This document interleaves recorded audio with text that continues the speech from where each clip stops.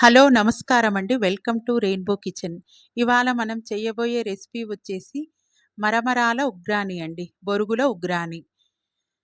చాలా ఈజీగా, చాలా టేస్టీగా, చాలా సింపుల్‌గా తయారు చేసుకోవచ్చండి. చాలా బావుంటుంది ఇలా తయారు చేస్తే. ఒకవేళ మీకు నచ్చినట్లయితే ఇలా తయారు చేసుకొని చూడండి. నా ఛానల్ చూస్తున్న వాళ్ళెవరైనా సబ్స్క్రైబ్ చేయండి, షేర్ చేయండి, కామెంట్ చేయండి. ప్లీజ్ అండి సబ్స్క్రైబ్ చేయండి. ఒక లైక్ ఇయ్యండి.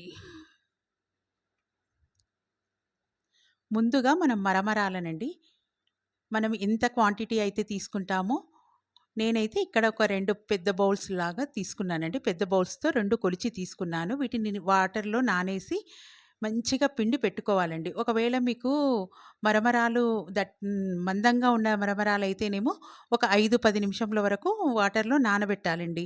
ఒకవేళ ఇవి పల్చటివి గనక దొరికినట్లయితే ఒక 2 మినిట్స్ అండి.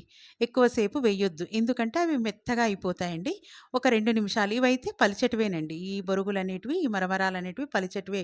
ఇవి 2 నిమిషాలు అట్లా వాటర్‌లో వేసి అంతా క్లీన్ చేసి పెట్టుకునే వాటర్‌లో వేసి పిండి పక్కనుంచుకోవాలండి. ఒట్టిగా పిండి మనం వాటర్ అంతా పిండేసి పక్కన ఉంచుకోవాలండి.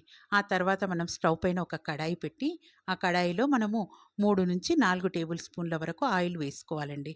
ఆయిల్ వేసుకున్న తర్వాత ఒక పావు టీ స్పూన్ వరకు ఆవాలు, ఒక పావు టీ స్పూన్ వరకు జీలకర్ర అండి. పోపు దినుసులు వేసుకోవాలండి. ఇవి కొంచెం మనకు ఆయిల్‌లో చిటపటలాడుతున్నప్పుడు మనం పచ్చిమిరపకాయలు చీలికలండి. ఒక 4 పచ్చిమిరపకాయలు తీసుకొని వాటిని చీల్చి వేయాలండి. 4 పచ్చిమిరపకాయలు చీలికలు చేసుకొని వేసి అవి కొంచెం వేగాలి. ఈ పచ్చిమిరపకాయలనేది కొంచెం వేగాక మనం ఒక 2 మీడియం సైజ్ ఆనియన్స్ కట్ చేసి సన్నగా కట్ చేసి వేసుకోవాలండి. ఈ ఆనియన్స్ కూడా ఈ ఆయిల్‌లో మగ్గిపోవాలండి. ఒక 30, 40% వరకు మనం మగ్గాలండి. ఇట్లా మగ్గితే టేస్ట్ అనేది బావుంటుందండి. కొంచెం మగ్గాక మనం కరివేపాకండి. ఒక 5, 6 రెమ్మల వరకు కరివేపాకు వేసుకుంటే బావుంటుంది. కరివేపాకు అనేది చాలా టేస్ట్ ఉంటుంది. కరివేపాకు వల్ల టేస్ట్ బాగా వస్తుందండి. అందుకని ఒక 5, 6 రెమ్మల వరకు కరివేపాకు అనేది వేసుకోండి. ఇలా కరివేపాకు వేసుకున్న వరకు కరివేపాకు కూడా కొంచెం ఆయిల్‌లో చిటపటలాడే వరకు బాగా వేయించి, తర్వాత మనము టమోటాలండి సన్నగా కట్ చేసి పెట్టుకోవాలండి. ఒక 2 టమోటాలయితేనే సరిపోతాయండి. ఇట్లా 2 టమోటాలనేది వేసుకోవాలి. ఈ టమోటాలనేది ఈ ఉగ్రానికనేది కొంచెం పులుపుదనం ఇచ్చి టేస్ట్ వైస్‌గా చాలా బావుంటుందండి.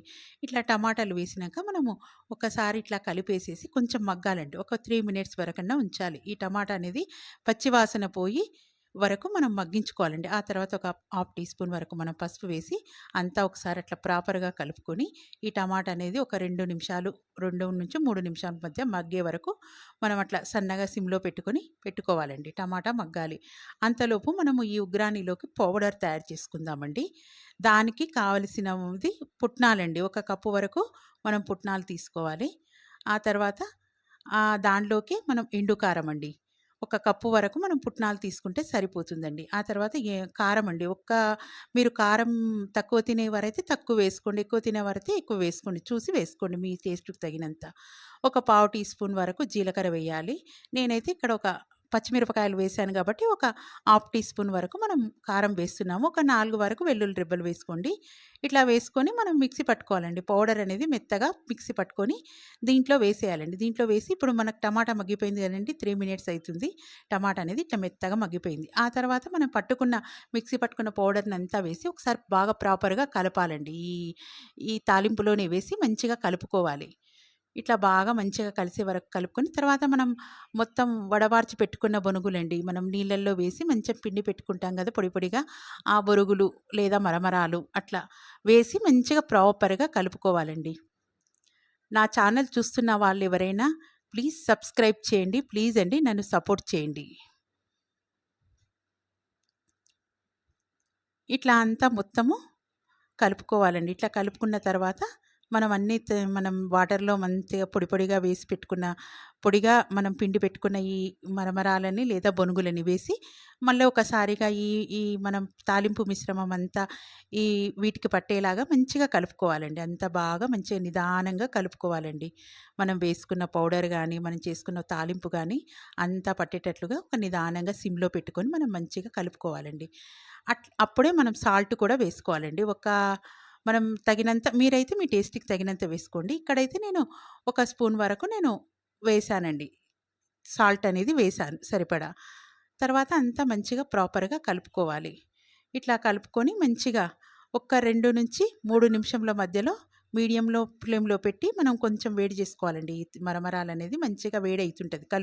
కలుపుకుంటూ ఉండాలి. కింద అడుగంటకుండా మనం కలుపుకుంటూ ఉండాలండి. అసలు మనం అట్లా పెట్టి ఉంచకూడదు. కిందంతా అడుగంటుతుంది. అట్లా కలిపిన తర్వాత మనము చివరగా కొత్తిమీర జల్లాలండి. ఇట్లా కొత్తిమీర జల్లితే టేస్ట్ అనేది చాలా బావుంటుందండి. ఒకవేళ మీకిష్టమైతే నిమ్మరసం గూడంగా వేసుకోండి. ఇక్కడైతే నేను నిమ్మరసం కూడా వేశాను గానీ, ఆ క్లిప్ అనేది మిస్ అయిందండి. నిమ్మరసం వేసుకుంటే ఈ పులుపనేది తెలుస్తదండి. ఒక చెక్క వరకు మనం నిమ్మరసం వేసుకుంటే పులుపు అనేది మంచిగా తెలుస్తది. టేస్ట్ వైస్‌గా గూడా చాలా బావుంటదండి. నా ఛానల్ చూస్తున్న వాళ్ళెవరైనా ప్లీజ్ సబ్స్క్రైబ్ చేయండి.